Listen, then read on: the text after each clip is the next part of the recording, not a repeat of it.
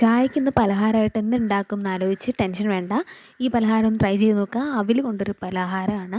അപ്പോൾ നമ്മളിവിടെ ഒരു 2 കപ്പ് വരെ അവിലെടുത്തിട്ടുണ്ട്. അത് വെള്ളം ഒഴിച്ച് ഇതുപോലെ ഒന്ന് കുഴച്ചെടുത്തിട്ട് കുതിരാനായിട്ട് വെക്കേണ്ടതാണ്. ഇനി നമുക്ക് മറ്റൊരു ബൗളിലേക്ക് ഇതുപോലെ 1 കപ്പ് അരിമാവിൽ അര സവാള ചെറുതായിട്ട് അരിഞ്ഞത്, ഒരല്പം ക്യാബേജ് ചെറുതായിട്ട് അരിഞ്ഞത്, ഒരു ചെറിയ കഷ്ണം ഇഞ്ചി ചെറുതായിട്ട് അരിഞ്ഞത്, 2-3 പച്ചമുളക് ചെറുതായിട്ട് അരിഞ്ഞത്, പിന്നെ കുറച്ച് മല്ലിയില. ഇത് ഇത്രയും കൂടെ ഇട്ട് നമുക്ക് വെക്കാം. ഇനി ആ അവിൽ നമുക്ക് കുതിർന്ന് കിട്ടിയതിന് ശേഷം ഇതിൽ നിന്ന്, അതായത് ഈ വെള്ളത്തിൽ നിന്ന് ഇതിങ്ങനെ നമുക്ക് ഊറ്റിയെടുക്കാവുന്നതാണ്. അതിനുശേഷം നേരത്തെ ചെയ്തിരിക്കുന്ന അരിമാവും മലക്കറിയിലേക്കും ഒക്കെ ഈ അവിലൊന്നെടുത്ത് ആഡ് ചെയ്ത് കൊടുക്കാം. ഇനി നമുക്ക് കുറച്ച് പൊടികളിടണം. 1 സ്പൂൺ മുളക് പൊടി, 1/2 സ്പൂൺ കറി മസാലപ്പൊടി, പിന്നെ ഒരല്പം കായം, 1 സ്പൂൺ ചിക്കൻ മസാലപ്പൊടി, പിന്നെ ആവശ്യത്തിന് ഉപ്പ്. ഇത്രയുമാണ് ഇതിലേക്ക് ആഡ് ചെയ്യേണ്ടത്. എന്നിട്ട് നേരത്തെ ആ അവിൽ ഊറ്റിയെടുത്ത വെള്ളം ഉണ്ടല്ലോ, അതുകൂടി ഇതിലേക്ക് ആഡ് ചെയ്ത് കൊടുക്കുക. എന്നിട്ട് എല്ലാം കൂടി നന്നായിട്ടൊന്ന് മിക്സ് ചെയ്തൊന്ന് കുഴച്ചെടുക്കാവുന്നതാണ്.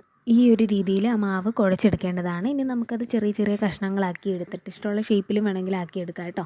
നമുക്കങ്ങനെ ആക്കിയെടുത്തിട്ട് എണ്ണയിലിട്ട് പൊരിച്ചെടുക്കാവുന്നതാണ്.